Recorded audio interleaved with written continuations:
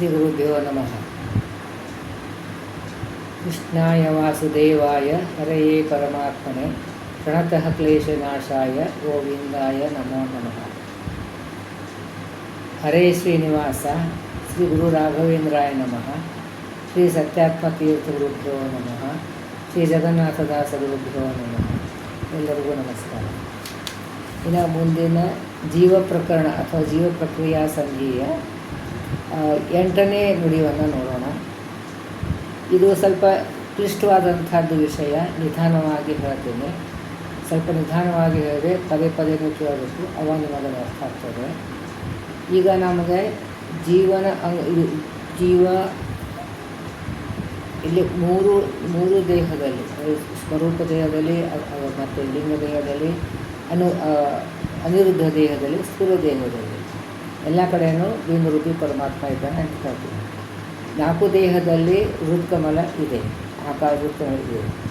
So ಅಲ್ಲಿ ಅಗ್ರೇಶ, ಮೂಲೇಶ, ಪ್ರಾದೇಶ ಈ ರೂಪಗಳನ್ನು ಹೇಳ್ತಾ ಇದ್ದಾನೆ. ಇನ್ನು ಜೀವ ಸ್ವರೂಪದಲ್ಲಿ ಹೇಗೆ ಇದ್ದಾನೆ ಅದೇ ರೀತಿಯಾಗಿ ಮುಂದೆ 3 ದೇಹಗಳು ತಗೋಬೇಕು. ಸೊ ಫಸ್ಟ್ ಸ್ವರೂಪ, ನಮ್ಮದು ಜೀವ ಸ್ವರೂಪ ಎಷ್ಟು ಚಿಕ್ಕದು ಪರಮಾಣು ಅಂತ ಹೇಳಿದ್ದಾರೆ. ಅಲ್ಲಿ ಹೃತ್ಕಮಲ ಇರಲಿ. ಆ ಹೃತ್ಕಮಲದಲ್ಲಿ ಅಗ್ರೇಶ ಎಷ್ಟಿದ್ದಾನೆ? ಅಂಗುಷ್ಠ ಅಗ್ರ. ಇದು ಅಂಗುಷ್ಠ ಅಗ್ರ ಇಷ್ಟು. ಅಂಗುಷ್ಠ ಅಗ್ರ ಮೂರ್ತಿ ಜೀವನ ಅಂಗುಷ್ಠ. ಜೀವ ಎಷ್ಟು ಸೈಜ್ ಇದೆಯೋ, ಜೀವ ಸೈಜ್ ಎಷ್ಟು, ಆ ಜೀವದ ಅಂಗುಷ್ಠ ಎಷ್ಟಿದೆಯೋ ಅಷ್ಟು ಸೈಜ್ದಿಂದ ಜೀವನೇ ಎಷ್ಟು ಪರಮಾಣು ಅಂದರೆ ಪೂರ್ಣ ಎಷ್ಟು ಅತಿ ಪರಮಾಣುವಾಗಿದ್ದಾನೆ ಅಂತ ಹೇಳ್ತಾರೆ. ಹೇಳಿ, ಅದರಲ್ಲಿ ಜೀವದಲ್ಲಿ ಅಂಗುಷ್ಠ ಎಷ್ಟು ಚಿಕ್ಕದಾಯಿತು ಅಷ್ಟು ಸೈಜದಿಂದ ಅಗ್ರೇಶ ಇದ್ದಾನೆ. ಜೀವನ ಅಂಗುಷ್ಠ ಅಗ್ರ ಮೂರ್ತಿ, ಅವನಿಗೆ ಅಗ್ರೇಶ ಅಂತ ಹೇಳ್ತೀವಿ. ಇದು ಅಗ್ರೇಶ ಜೀವನಿಗೆ ಆಧಾರನಾಗಿ ಇದ್ದಾನೆ. ಜೀವನ ಅಂಗುಟ ಮಾತ್ರ ಮೂರ್ತಿ, ಅದು ಶ್ವೇತವರ್ಣದ ಅನ್ನಂಥ ಕಮಲನಾಳದಲ್ಲಿದ್ದಂಥ ಇದ್ದಂಥ ಜೀವನ, ಇದು ಮೂಲೇಶ ಅಂತ ಹೇಳ್ತೀವಿ. ಮೂಲೇಶ ಇಲ್ಲದೆ ಅಷ್ಟು ದೊಡ್ಡ ಕಮಲ, ಆ ಕಮಲದಲ್ಲಿ ನಾಳದಲ್ಲಿ ಜಾಯಿಂಟ್ ಇರ್ತದಲ್ಲ, ಅಲ್ಲಿ ಮೂಲೇಶ ಇದ್ದಾನೆ ಅಂತ ಹೇಳ್ತೀವಿ. ಸೊ ಈ ಕಮಲದಲ್ಲಿ ಒಂದು ಮಧ್ಯದಲ್ಲಿ ಇದ್ದಂಥದ್ದು ಹೆಸರು ಇರ್ತದೆ, ಅದರ ಮೇಲೆ ಅಗ್ರೇಶ. ಈ ಕಮಲದೆಲ್ಲ ಸರ್ವವ್ಯಾಪ್ತನಾದಂಥದ್ದು ಪ್ರಾದೇಶ, ಆ ನಾಳಿದಂಥ ಮೂಲೇಶ. ಆಮೇಲೆ ಅದು ಜಾಯಿಂಟಲ್ಲಿದೆ ಅಲ್ಲಿ. ಆಮೇಲೆ ಈ ಮೂಲೇಶನ ಪಾದಕ್ಕೆ ಈ ಜೀವ, ಸರಿನಾ? ಸೊ ಈ ಸ್ವರೂಪ ದೇಹದಲ್ಲಿ ಇದ್ದಂಥ ಕಮಲಕ್ಕೆ ಅಗ್ರೇಶ, ಪ್ರಾದೇಶ, ಮೂಲೇಶ ಅಂತ ಇದೆ. ಅದರ ವಿವರಣೆ ಇಲ್ಲಿ ಕೊಡ್ತಾ ಇದ್ದಾರೆ. ಸೊ ಇದರ ಮೇಲೆ ಲಿಂಗದೇಹ, ಇದರ ಮೇಲೆ ಅನಿರುದ್ಧ ದೇಹ ಸಹಿತವಾಗಿ ಈ ಸ್ಥೂಲ ದೇಹದಲ್ಲಿ ಇದ್ದಂಥ ಸ್ಥೂಲ ದೇಹದಲ್ಲಿದ್ದಂಥ ಕಮಲಕ್ಕೆ, ಮೂಲೇಶನ ಪಾದಕ್ಕೆ ಈ ಜೀವ ಜೋತಾಡ್ತಾ ಇದೆ. ಪಾದಕ್ಕೆ ಹಿಡ್ಕೊಂಡು ಮೂಲೇಶನ ಪಾದಕ್ಕೆ ವಾಯುದೇವರ ಪಾದಕ್ಕೆ ಈ ಜೀವ ಅಂತ ಹೇಳ್ತೀವಿ. ಸೊ ಈ ಜೀವ ಅಲ್ಲಿ ಈ ಸ್ಥೂಲ ದೇಹದಲ್ಲಿ ಮೂಲೇಶನ ಪಾದಕ್ಕೆ, ವಾಯುದೇವರ ಪಾದಕ್ಕೆ ಜೀವ. ಆ ಜೀವಕ್ಕೆ ಸ್ವರೂಪ ದೇಹ, ಲಿಂಗದೇಹ, ಅನಿರುದ್ಧ ದೇಹ ಸಹಿತವಾಗಿದೆ, ಮುಂದೆ ಬರ್ತದೆ ಅದು. ಇಲ್ಲಿ ಸ್ವರೂಪ ದೇಹದಲ್ಲಿ ಇದ್ದಂಥ ಅಗ್ರೇಶ, ಪ್ರಾದೇಶ, ಮೂಲೇಶನ ಹೇಳ್ತಾ ಇದ್ದಾರೆ, ಸರಿನಾ? ಸೊ ಅವರು ಸೈಜ್ ಹೇಳ್ತಾ ಇದ್ದಾರೆ. ಇಲ್ಲಿ ಜೀವನ ಅಂಗುಷ್ಠ ಅಗ್ರ ಮೂರ್ತಿ. ಅಗ್ರ ಎಷ್ಟು? ಈ ಜೀವನ ಅಂಗುಷ್ಠ ಅಗ್ರ ಎಷ್ಟು? ಇಷ್ಟೇನಿದೆ ಅದು ಅಲ್ಲಿ ಏನಿದ್ದಾನೆ, ಅಲ್ಲಿ ಅಗ್ರೇಶ ಇದ್ದಾನೆ. ಅದು ಜೀವರಿಗೆ ಆಧಾರನಾಗಿ ಇದ್ದಾನೆ. ಆಮೇಲೆ ಜೀವನ ಅಂಗುಟ ಮಾತ್ರ, ಅಂಗುಟ ಅಂತ ಅಂಗುಷ್ಠ, ಈ ಅಂಗುಷ್ಠ ಮಾತ್ರ ಮೂರ್ತಿ. ಇಲ್ಲಿ ಮೂಲೇಶ ಅಂಗುಷ್ಠ ಸೈಜನಾಗಿದ್ದಾನೆ. ಜೀವನ ಪ್ರಾದೇಶ ಜೀವಾಕಾರ ಮೂರ್ತಿಗಳು, ಅದೇ ಜೀವನ ಇದು ಪೂರ್ತಿ ವ್ಯಾಪ್ತನಾಗಿದ್ದಂಥದ್ದು ಈ ಮೂರ್ತಿಗಳು. ಜೀವಾಕಾರ ಜೀವರು ಎಷ್ಟಿದೆಯೋ ಅಷ್ಟು ಫುಲ್ ವ್ಯಾಪ್ತನಾಗಿದ್ದಂಥ ಜೀವಾಕಾರ ಮೂರ್ತಿಗಳು. ಅಲ್ಲಿ ಏನಾಯ್ತದನ್ನ ಅದು ಜೀವಾಕಾರ ಮುದ್ದಂತೂ ಅಗ್ರೇಶ, ಮೂಲೇಶ, ಪ್ರಾದೇಶ ರೂಪಿ ಪರಮಾತ್ಮ ಆಯುತಿ. ಜೀವನ ಪ್ರಾದೇಶ ರೇ ಅಗ್ರೇಶ ಆಯಿತು, ಮೂಲೇಶ ಆಯಿತು, ಪ್ರಾದೇಶ. ಇದು ಸ್ವರೂಪ ದೇಹದಲ್ಲಿ ಹೇಳ್ತಾ ಇದ್ದಾರೆ. ಸ್ವರೂಪ ದೇಹದಲ್ಲಿ ಇಷ್ಟು ಅಲ್ಲಿ ಅಷ್ಟದ ಕಮಲ, ಅದು ಎಸಳದ ಮೇಲೆ ಅಗ್ರೇಶ, ಆಮೇಲೆ ಅದು ನಾಳದ ಹತ್ತಿರ ಏನಿದೆ ಅಲ್ಲಿ ಜಾಯಿಂಟ್ ಏನಿದೆ ಅಲ್ಲಿ ಮೂಲೇಶ, ಆಮೇಲೆ ಇಲ್ಲ ಪೂರ್ತಿ ವ್ಯಾಪ್ತನ ಆಗೋಂಥದ್ದು ಇದರಲ್ಲಿ ಪ್ರಾದೇಶ ಅಂತ ಹೇಳ್ತಾರೆ. ಈ ಪ್ರಾದೇಶನೇ ಇದ್ದಾನೋ ಅದು ಈ ಜೀವದ ಪೂರ್ತಿ ವ್ಯಾಪ್ತನಾಗಿ ಇದ್ದಾನೆ ಅಂತ ಹೇಳ್ತಾರೆ. ಜೀವಾಕಾರ ಮೂರ್ತಿಗಳು, ಈ ಜೀವ ಯಾವ್ಯಾವ ಇದ್ದಾನೆ, ಯಾವ ಇರುವುದು ಅನೆಯುವುದು ಯಾವ ಆಕಾರದಿಂದ ಇದ್ದಾನೋ ಆ ಆಕಾರದಿಂದ ಇದ್ದಾನೆ ಅಂತ ಹೇಳ್ತಾರೆ.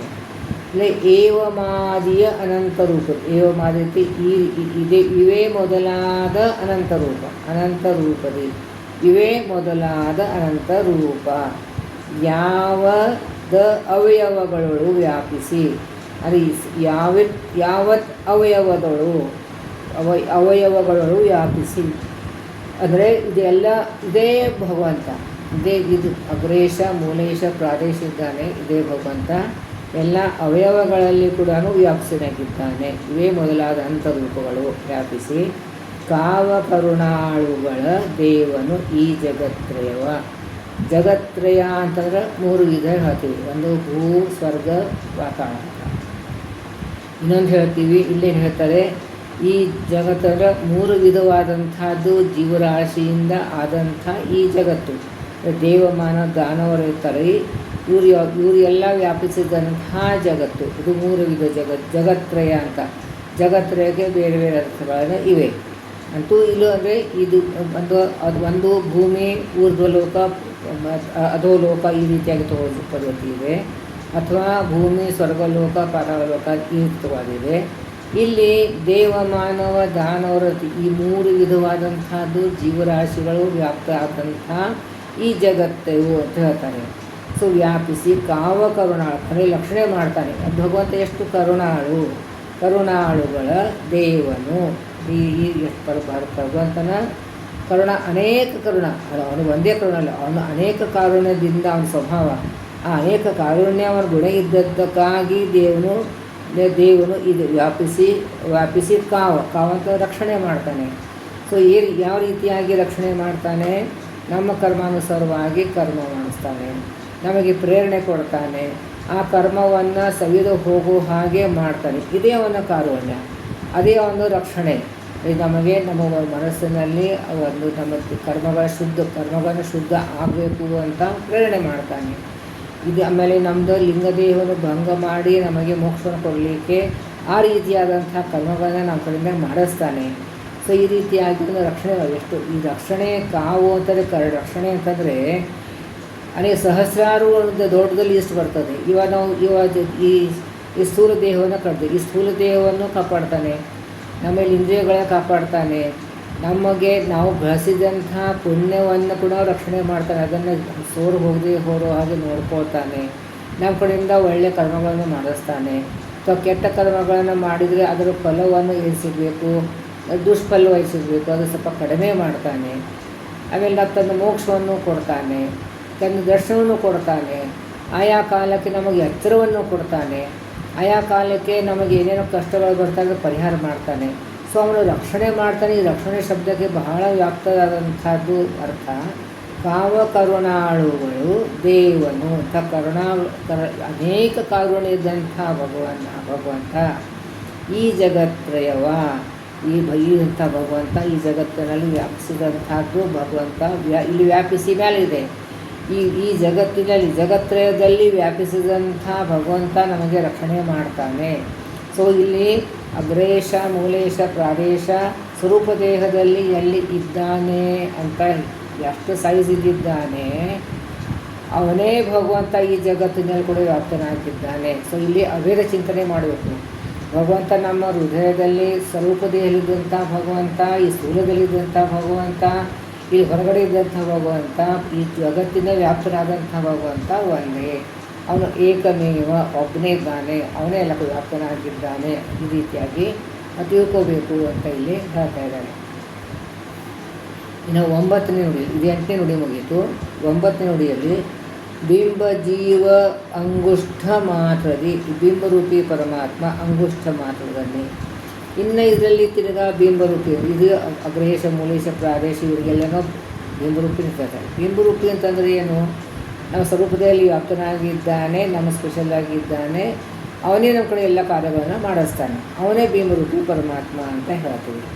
ಸೊ ಮಾತೃದಿ ಇಂಬುಗೆಂಡಿಹ ಸರ್ವರಳು, ಇಂಥ ಬಿಂಬ ಅಂಗುಷ್ಠ ಮಾತ್ರದಲ್ಲಿದ್ದಂಥ ಭಗವಂತ ಇಂಬುಗೆಂಡಿಹ ಅಂದರೆ ಆಶ್ರಯನಾಗಿ, ಸ್ವರೂಪ ದೇಹದಲ್ಲಿ ಆಶ್ರಯನಾಗಿ ಇದ್ದಾನೆ.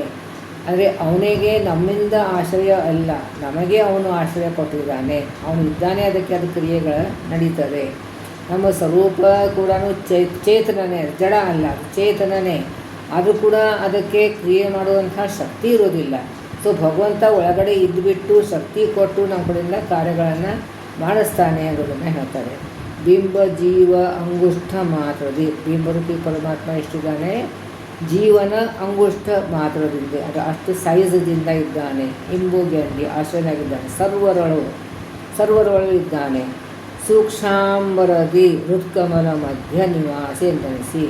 ಸೂಕ್ಷ್ಮ ಅಂಬರದಿ, ಅಂಬರ ಅಂತಂದರೆ ಆಕಾಶ, ಅಂದರೆ ಸೂಕ್ಷ್ಮವಾದಂಥ ಹೃದಯಾಕಾಶದಲ್ಲಿ ಹೃತ್ಕಮಲ ಮಧ್ಯ, ಅಲ್ಲಿ ಹೃದಯದಲ್ಲಿ ಒಂದು ಅಷ್ಟದಳ ಕಮಲ, ಆ ಕಮಲ ಮಧ್ಯದಲ್ಲಿ ನಿವಾಸಿ ಎಂದೆನಿಸಿ. ಅಂದರೆ ಇವರೆಲ್ಲ ಈ ಕಮಲದಲ್ಲಿ ಎಲ್ಲೆಲ್ಲಿ ಅಗ್ರೇಶ ಮುನೇಶ ಪ್ರಾದೇಶ ಅಂತ ಹೇಳಿರ್ತವು, ಈ ಮಧ್ಯದಲ್ಲಿ ಇದ್ದಂಥದ್ದು ಈ 3 ಮಂದಿ ಬಿಂಬ ಅಂತ ಹೇಳ್ತಾರೆ. ಅಂದರೆ ಒಂದೊಂದು ರೂಪದಿಂದ ಒಂದೊಂದು ಕಾರ್ಯಗಳನ್ನು ಮಾಡಿಸ್ತಾನೆ ಭಗವಂತ. ಸೊ ಇಲ್ಲಿ ಬಿಂಬರೂಪಿ ಪರಮಾತ್ಮ ಎಷ್ಟಿದ್ದಾನೆ, ಅಂಗುಷ್ಠ ಮಾತ್ರದಿಂದ ಇದ್ದಾನೆ. ಆಮೇಲೆ ಇಂಬುಗೆಂಡಿ ಸರ್ವರೊಳು, ಎಲ್ಲರೊಳಗೂ ಸರ್ವದೇಹದಲ್ಲಿ ವ್ಯಾಪ್ತನಾಗಿ ಇದ್ದಾನೆ. ಸೂಕ್ಷ್ಮಾಂಬರದಿ, ಸೂಕ್ಷ್ಮವಾದಂಥದ್ದು ಆಕಾಶ, ಹೃದಯಾಕಾಶದಲ್ಲಿ ಹೃತ್ಕಮಲ, ಆ ಋತುಗಳ ಮಧ್ಯದಲ್ಲಿದ್ದಂಥ ಮಧ್ಯ ನಿವಾಸಿ ಎಂದೆನಿಸಿ ಅಲ್ಲಿದ್ದಾನೆ. ಎಲ್ಲಿದ್ದಾನೆ? ಬಿಂಬರೂಪಿ ಪರಮಾತ್ಮ ಇದ್ದಾನೆ. ಈ ಅಷ್ಟದಳ ಕಮಲದಲ್ಲಿ ಹೃದಯದಲ್ಲಿ ಭಗವಂತ ಅಲ್ಲಿ ವ್ಯಾಪ್ತನಾಗಿ ಇದ್ದಾನೆ.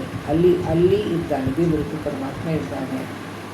ಎಂಬ ಈತರಿಗೆ, ಈತಗೆ ಎಂಬರು ಈತಗೆ, ಅಂದರೆ ಬಿಂಬರೂಪಿ ಪರಮಾತ್ಮ ಹೃತ್ಕಮಲ ನಿವಾಸಿ ಅಂತ ಎಂಬು ಈತನಿಗೆ ಕೋವಿದರು, ಜ್ಞಾನಿಗಳು ಎಲ್ಲಿದ್ದಾನೆ ಅಂತ ಹೇಳ್ತಾರೆ.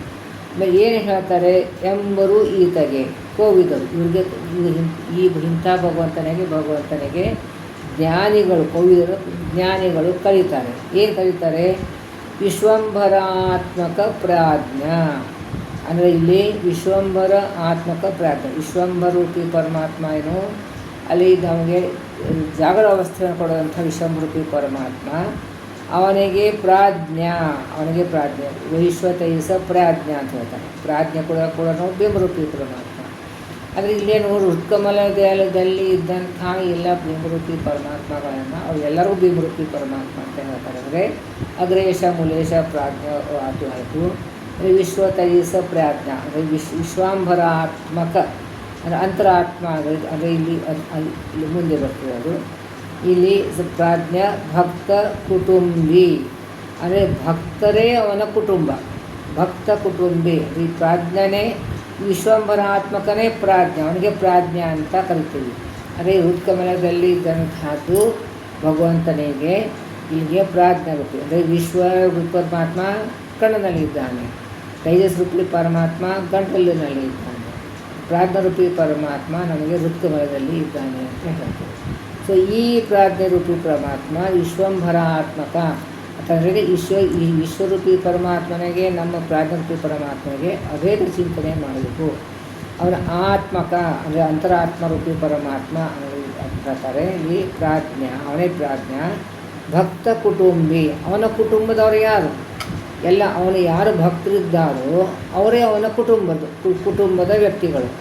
ಸೊ ಯಾರ್ಯಾರು ಬರ್ತಾರೆ? ಲಕ್ಷ್ಮೀದೇವಿ ಬರ್ತಾಳೆ, ಬ್ರಹ್ಮದೇವಿ ಬರ್ತಾರೆ, ಎಲ್ಲ ದೇವತೆಗಳು ಬರ್ತಾರೆ, ಜೀವರಾಶಿಗಳು ಬರ್ತಾರೆ. ಇಂಥ ದೊಡ್ಡದಂಥ ಕುಟುಂಬ ಒಂದು. ಸೊ ಭಕ್ತ ಕುಟುಂಬಿ ಸಂತೈಸುವನು ಈ ಪರಿಬಲ್ಲ ಭಚುಕರನು, ಅಂದರೆ ಈ ರೀತಿಯಾದಂತಹ ಚಿಂತನೆ. ಅದಕ್ಕೆ ಬಿಂಬರೂಪಿ ಪರಮಾತ್ಮ ಚಿಂತನೆ ಸತತವಾಗಿ ಮಾಡ್ತಾನೆ. ಅಂದರೆ ಆ ಬಿಂಬರೂಪಿ ಪರಮಾತ್ಮ ಎಲ್ಲಿದ್ದಾನೆ, ಅವನ ಸೈಜ್ ಎಷ್ಟು, ಹೇಗೆ ಕಾರ್ಯ ಮಾಡ್ತಾನೆ ಅನ್ನೋದನ್ನು ಇಲ್ಲಿ 8 ಮತ್ತು 9 2 ನುಡಿಯಲ್ಲಿ ಇಲ್ಲಿ ಜಗನ್ನಾಥದಾಸರು ಹೇಳಿದ್ದಾರೆ. ನಾನು ಸಂಕ್ಷಿಪ್ತವಾಗೇ ಹೇಳ್ತಾ ಇದ್ದೇನೆ, ಆದರೂ ವಿಷಯ ಯಾವುದೂ ಬಿಟ್ಟಿಲ್ಲ, ಎಲ್ಲ ವಿಷಯ ಕವರ್ ಮಾಡ್ತಾ ಇದ್ದೇನೆ. ಅದರಲ್ಲಿ ಎಕ್ಸ್ಪ್ಲನೇಷನ್ ಭಾಳ ವಿಸ್ತಾರವಾಗಿ ಮಾಡ್ತಾ ಇಲ್ಲ. ವಿಷಯವಾದ ನಿಮಗೆ ಅರ್ಥ ಆಗುವಷ್ಟು ವಿಷಯವನ್ನು ನಾನು ಇಲ್ಲಿ ಹೇಳ್ತಾ ಇದ್ದೇನೆ.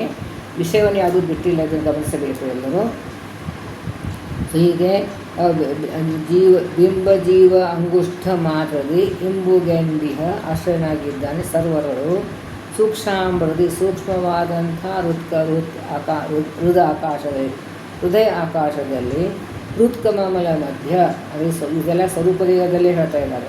ಸೊ 8ನೇ ನುಡಿ 9ನೇ ನುಡಿ ಸ್ವರೂಪದೇಹಕ್ಕೆ ಸಂಬಂಧಪಟ್ಟದ್ದು. ಸೊ ಇದು ಇಲ್ಲಿ ಆಶ್ರಯನಾಗಿದ್ದಾನೆ, ಕಮಲದಲ್ಲಿ ನಿವಾಸಿಯಾಗಿ ಇದ್ದಾನೆ. ಈ ರೀತಿಯಾಗಿ ಜ್ಞಾನಿಗಳು ತಿಳ್ಕೋತಾರೋ ಅಲ್ಲಿ ವಿಶ್ವರೂಪಿ ಪರಮಾತ್ಮನೇ, ಪ್ರಾಜ್ಞರೂಪಿ ಪರಮಾತ್ಮನೇ. ಈಗ ಅದು 3 ಅವಸ್ಥೆ ನೋಡ್ತೀವಿ, ಇದು ಜಾಗೃತ ಅವಸ್ಥೆ, ಸ್ವಪ್ನಾವಸ್ಥೆ ಮತ್ತು ಸುಷುಪ್ತಿ ಅವಸ್ಥೆ. ಸೊ ಅದಕ್ಕೆ ಅಲ್ಲಿ 3 ರೂಪದಿಂದ ಭಗವಂತ ಕಾರ್ಯ ಮಾಡ್ತಾನೆ. ಆದರೆ ಆ ರೂಪಕ್ಕೂ ನಾವು ಯಾವಾಗಲೂ ಅಭೇದ ಚಿಂತನೆಯನ್ನು ಮಾಡಬೇಕು ಅಂತ. ಇದು ಭಕ್ತ ಕುಟುಂಬಿ, ಅಂದರೆ ಭಕ್ತರಿದ್ದಾರೆ, ಅದೇ ಅವನ ಕುಟುಂಬ ಆಗ್ತದೆ. ಭಕ್ತರೇ ಅವನ ಕುಟುಂಬದ ವ್ಯಕ್ತಿಗಳು. ಸಂತೈಸುವನ ಸಂತೋಷನ ಕೊಡ್ತಾನೆ. ಈ ಪರಿ ಬಲ್ಲ ಭಜಕರನು. ಈ ರೀತಿಯಾಗಿ ಜ್ಞಾನವನ್ನು ಪಡೆದು ಈ ರೀತಿಯಾಗಿ ತಿಳ್ಕೊಂಡು ಯಾರು ಭಗವಂತನ ಭಜನೆ ಮಾಡ್ತಾರೋ, ಚಿಂತನೆ ಮಾಡ್ತಾರೋ ಅವರಿಗೆ ಸಂತೋಷನ ಕೊಡ್ತಾನೆ. ಯಾವ ಸಂತೋಷ? ಮೋಕ್ಷ ಎಂಬ ಸಂತೋಷವನ್ನು ಕೊಡ್ತಾನೆ ಅಂತ. ಆಮೇಲೆ ಇಲ್ಲಿ ನಮಗೆ ಐಹಿಕದಲ್ಲಿ ಕೂಡ ಸಂತೋಷ, ಐಹಿಕ ಸುಖವನ್ನು ಕೊಡ್ತಾನೆ, ಸಂತೋಷ ಕೊಡ್ತಾನೆ. ಆಮೇಲೆ ಭಗವಂತನ ದರ್ಶನ ಕೊಡ್ತಾನೆ, ಅಪರೋಕ್ಷ ಜ್ಞಾನ ಆಗ್ತದಲ್ಲ, ಅವಾಗ ಕೂಡ ಸಂತೋಷವನ್ನು ಕೊಡ್ತಾನೆ. ಸೊ ಈ ರೀತಿಯಾದಂಥ ಸಂತೋಷವನ್ನು ಸಂತೋಷ ಅನೇಕ ರೀತಿಯಾದಂಥ ಭಗವಂತನ ಚಿಂತನೆ ಮಾಡಿದ ಸಂತೋಷ, ಭಗವಂತನ ಭಜನೆ ಮಾಡಿದ ಸಂತೋಷ, ಭಗವಂತನ ಬಗ್ಗೆ ಜ್ಞಾನವನ್ನು ನಾವು ಪಡೀಲಿಕ್ಕೆ ಪ್ರಯತ್ನ ಪಡ್ತಾ ಇರ್ತೀವಿ, ಆವಾಗ ಸಂತೋಷ ಆಗ್ತದೆ. ಆಮೇಲೆ ಮೋಕ್ಷದಲ್ಲಂತೂ ಸಂತೋಷ ಪರ್ಮನೆಂಟ್ ಆಗಿ ಇರ್ತದೆ. ಸೊ ಈ ರೀತಿಯಾಗಿ ಸಂತೋಷವನ್ನು ಕೊಡ್ತಾನೆ. ಇಷ್ಟು ಅನೇಕವಾದಂಥ ಸಂತೋಷವನ್ನು ಭಗವಂತ ಕೊಡ್ತಾನೆ. ಈ ಪರಿ ಬಲ್ಲ ಭಜಕರನ್ನು, ಅಂದರೆ ಈ ರೀತಿಯಾಗಿ ಬಿಂಬರೂಪಿ ಪರಮಾತ್ಮನ ಚಿಂತನೆ ಮಾಡಿ ಯಾರು ಭಗವಂತನ ಚಿಂತನೆ ಮಾಡ್ತಾರೋ, ಭಕ್ತಿ ಮಾಡ್ತಾರೋ ಅವರಿಗೆ ಅವರಿಗೆ ಸಂತೈಸುವ ಸಂತೋಷವನ್ನು ಕೊಡ್ತಾನೆ. ಇನ್ನೂ ವಿಸ್ತಾರವಾಗಿ ನಾವು ಮಾಡ್ಬೋದು, ಆದರೆ ನಾನು ಸ್ವಲ್ಪ ಇದೆಲ್ಲ ಸಂಕ್ಷಿಪ್ತವಾಗಿಯೇ, ಅದೇ ನ್ಯೂ ಕಮರ್ಸಿಗೆ ಫಸ್ಟ್ ಟೈಮ್ ಕೇಳೋವರಿಗೆ ಸರಿಯಾಗಿ ಅರ್ಥ ಆಗಬೇಕು, ಆ ರೀತಿಯಾಗಿ ಹೇಳೋಕ್ಕೆ ಪ್ರಯತ್ನ ಪಡ್ತಾ ಇದ್ದೀನಿ. ಸೊ ಇದು ಇನ್ನು ಆಲ್ರೆಡಿ ಯಾರು ಈ ಮಾರ್ಗದಲ್ಲಿ ಇದ್ದಾರೋ, ಕಲ್ತಿರ್ತಾರೋ ಅವರು ಇನ್ನೂ ವಿಸ್ತಾರವಾಗಿ ತಿಳ್ಕೋಬಹುದು. ಆದರೆ ಇದನ್ನು ಫಸ್ಟು ಇಷ್ಟು ತಿಳ್ಕೊಂಡ್ಮೇಲೇ ಮುಂದಿನ ಅರ್ಥ ಆಗೋದಿಲ್ಲ. ಆ ರೀತಿಯಾಗಿ ಅದಕ್ಕೆ ಬೇಸಿಕನ್ನು ಹೇಳ್ತಾರೆ. ಆದರೆ ವಿಷಯ ಮಾತ್ರ ಯಾವುದೂ ಬಿಟ್ಟಿಲ್ಲ, ಎಲ್ಲ ವಿಷಯವನ್ನು ಕವರ್ ಮಾಡ್ತಾ ಇದ್ದೇನೆ, ಇದು ಗಮನಿಸಬೇಕು. ನಾಹಂಕರ್ತ ಹರಿಕರ್ತ ಹರಿಪ್ರೇರಣೆ ಹರಿಪುತ್ರ್ಯರ್ಥ ಮಧ್ವಾತ್ಪತಿ ಅಂತರ್ಗತ ಮಧ್ವಾಂತರ ಶ್ರೀಕೃಷ್ಣ.